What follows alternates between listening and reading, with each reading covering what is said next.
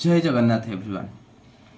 तो गणेश पूजा आसला, गणेश पूजा सरीगला। गणेश दी तीन दिन आम रहिले पूजा मंडप रे आ बहुत आडंबर सहित आम पालन कले आमको से बहुत खुशी देले।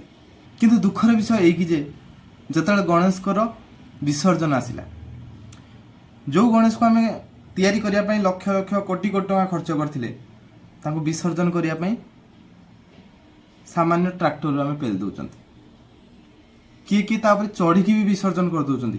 हाउ किसी लोक अच्छा भंगा हाथ रे आलती करी अट्टहास्य कर कौन सतरे ठीक?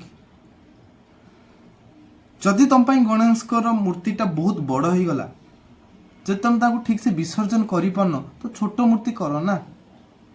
छोट मूर्ति कले कौन भगवान तुमको आशीर्वाद देवेनी? गोटे कथा जानते, जदि आप कौटी दुई जाती ना धोइबा ठीक ठाक पानी अच्छी कि नहीं से प्रथम चेक करती।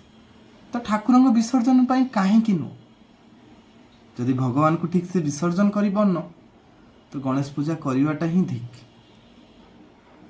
आउ एभली युव समाज को आम कौन कहवा, जो माने भगवान को ना रे खाली मद पानी रे लिप्त रुहंती, से माने बुझी पारंतिनी तांको सेटा एंजॉयमेंट ही थाई पारे, किंतु एटा किछि लोकन पई इमोशन।